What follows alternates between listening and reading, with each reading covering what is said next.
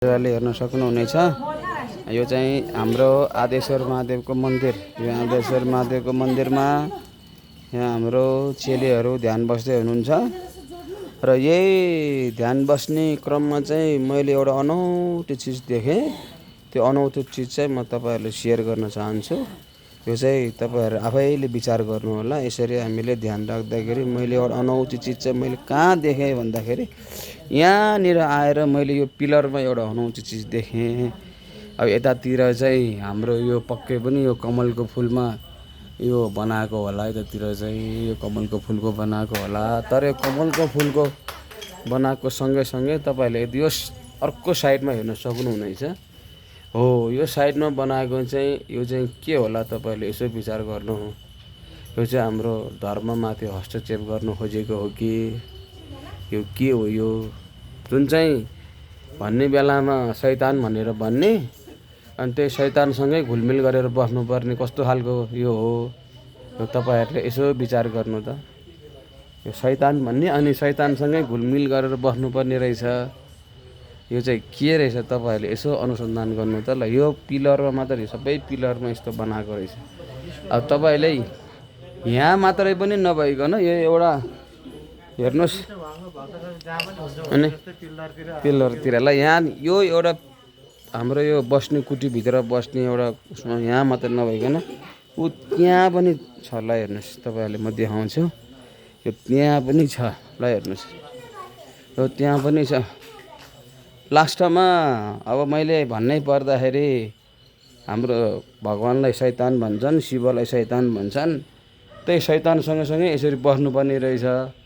ल हेर्नु त, शैतानलाई मानेर बस्नुपर्ने रहेछ। त्यो शैतानले पनि पूजा नगरिकन उहाँहरूको बोलीले चाहिँ हाम्रो भगवान शैतान भन्छ। त्यही शैतानलाई पनि पूजा नगरिकन बस्न नसक्ने रहेछ भन्ने कुरो पत्ता लाग्यो। यसले त यही देखाउन खोजेको हो हैन, मेरो भनाइअनुसार। भोलिको दिनमा त यसले त धर्म त अवश्य पनि युद्ध त निम्त्याउँछ।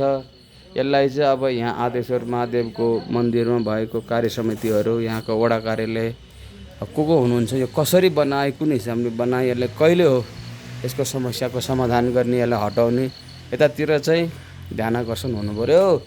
ल हेर्नु पर्यो यहाँ मात्रै। ल हेर्नुस् सबै एउटा एउटा पिलर यहाँ मात्रै नभइकन पारीको पिलरमा पनि देखियो। ल हेर्नु पारीको पिलर त्यहाँ मात्रै नभइकन उता सिधाको त्यो मन्दिरको पिलरमा पनि त्यस्तै छ। ल हेर्नुस् अब यसको सुनवाई चाहिँ कहिले हुने हो, यो कुन हिसाबले यसरी चाहिँ यो धर्ममाथि हस्तक्षेप गर्न खोजिएको हो, यो अहिलेको नयाँ सरकारले कुन हिसाबले कुन ढङ्गले हेर्नुहुन्छ। ल हेर्नुस् ल तपाईहरुले हेर्न सक्नुहुनेछ। यो चाहिँ आदेश्वर महादेवको मन्दिर।